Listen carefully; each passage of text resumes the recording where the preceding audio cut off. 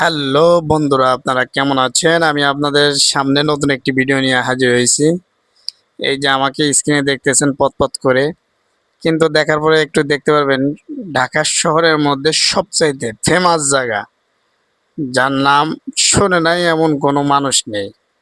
এটা হচ্ছে Bashundhara city market. Bashundhara মার্কেটের যে দৃশ্য, ওইখানে আপনি মার্কেট করতে না যান, কিন্তু আপনি ঘুরতে যান, গেলে তাও ভালো লাগবে। সকলে তো আর ওই মার্কেট থেকে কেনার মতো অ্যাবিলিটি নেই, কারণ ওই মার্কেটে আপনি যে গেঞ্জিটা, পোলো শার্ট আর কি যেটাকে বলা হয়, ওইটা আপনি যেটা বাইরে থেকে 150-200 টাকায় কিনতে পারবেন, ওইটা ওইখানে কিনতে গেলে আমার মনে হয় 700-800 টাকা। আর বাইরে থেকে যেটা 700 টাকাতে কিনবেন, ওইটা ওইখানে গেলে 1500-2500 এরকম আর কি।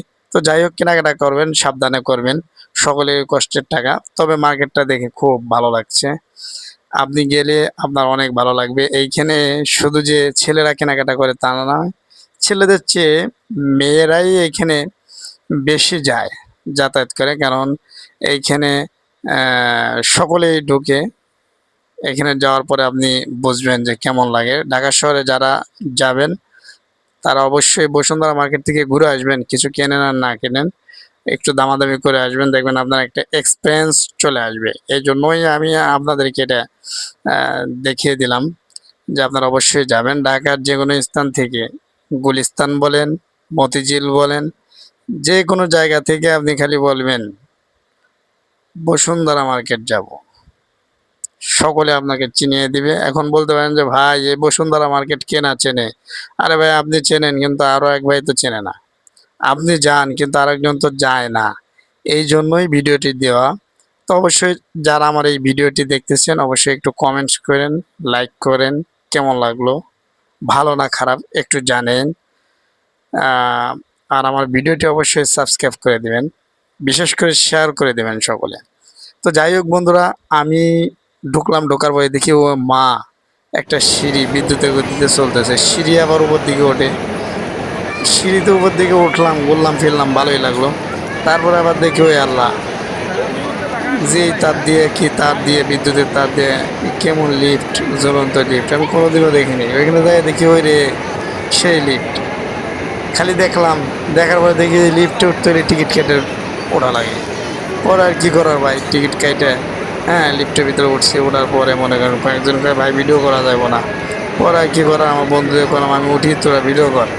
ওরা কেউ ভিডিও করলোই না। তারপরে আমি আর কি করা, লিফটে চড়ার পরে একটু উপরে গেলাম। উপরে যাওয়ার পর সব তালায় তালায় তালায় গেলাম, কোন তালায় কী আছে, কোন ফ্লোরে কী আছে। ঠিক আছে, যাওয়ার পরে দেখি যে সব ফ্লোরেই সুন্দর সুন্দর মানুষজন আছে, সুন্দর সুন্দর গেঞ্জি আছে, সুন্দর সুন্দর সব প্রোডাক্ট আছে। এখানে গেলে আপনি এমন কোনো প্রোডাক্ট নাই যে পাবেন না। তো যাই হোক, ঘোরাফেরার চাইতে আমার সবচেয়ে ভালো লাগছে এই লিফট।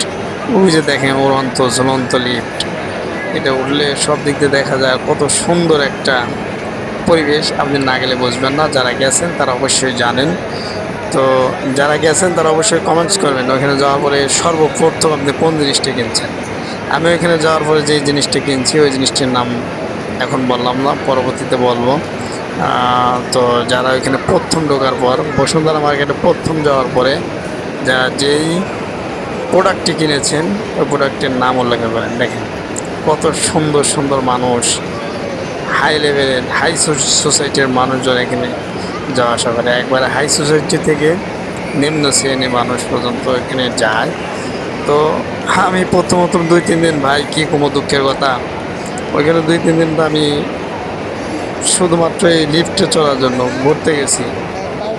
যাইয়া আমি এক একটা রুমে ঢুকি আর এসি দেখি। সবাই ভালো থাকবেন।